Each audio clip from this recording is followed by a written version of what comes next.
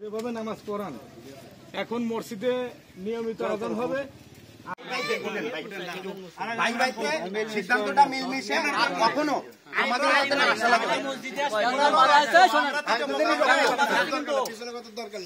পিছনের কোনো গল্প চলবে না। আপনার ভাই যে কোনো সিদ্ধান্ত এলাকায় সুশৃঙ্খলা কিভাবে বসবাস করেন ভাই, আপনাদেরই ভাই, আমরা এই জায়গায় আসবো না ভাই, এরপর থেকে আমরা আসবো না এখানে, আমরা এখানে আসবো না। একটা কথা বলে দিলাম ভাই, আমার ডবল আই কেমন আপনারা ভাই ভাইতে মারামারি করে কাটাকাটি করেন, আমরা এখানে আসবো না। একদম সুশৃঙ্খল হবে, কিন্তু আপনাদের মিল মহব্বতের সহিত থাকতে হবে ভাই, ঠিক আছে? আমরা এখানে পরামর্শ নিয়ে যেটা ভালো হয় করেন। আপনি কি আমার চেনেন? আমি আজ শিখের ছিলাম মুন্নু। ও আচ্ছা আচ্ছা, আপনার সাথে পরিচয় নেই আমার। হ্যাঁ হ্যাঁ, মাইক লাগা থুয়ে গেলাম, সবাই এসে আল্লাহর ঘর মসজিদে আল্লাহর কাজের জন্য।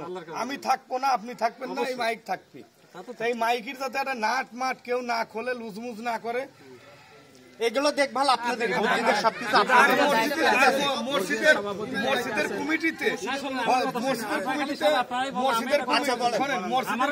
আমি একটা কথা বলি, মসজিদের কমিটিতে আমার বাপ বলতে যে মসজিদের কমিটিতে সেই লোক রাখা লাগে যে লোক হলো আপনার 5 ওয়াক্তের সবচেয়ে মূল 5 ওয়াক্তের ভিতরে ফজরের নামাজ আর ঈশার নামাজ, ফজরের নামাজ যে আরামের ঘুম হারাম করিয়ে দিয়ে যে এসে নামাজ পড়ে ফজরের নামাজ প্রতিদিন, তার এক সপ্তাহে একদিনও মিস যায় না, সেই লোক হলো মসজিদের কমিটিতে থাকা লাগে।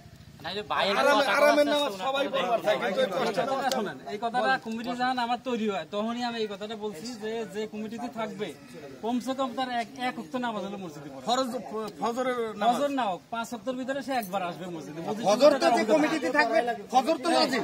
এইভাবে আমার ফজরের নামাজ হচ্ছিল মেন, ঈশার নামাজ আর ফজরের নামাজ। আমি বলি এই শোনো, আমার কর্মের কারণে পেটের কারণে আমি এই মসজিদে জোহর আসর মাগরিব ঈশা নাও পড়তে পারি, কিন্তু ফজরটা তো আমি বাড়ি থাকি।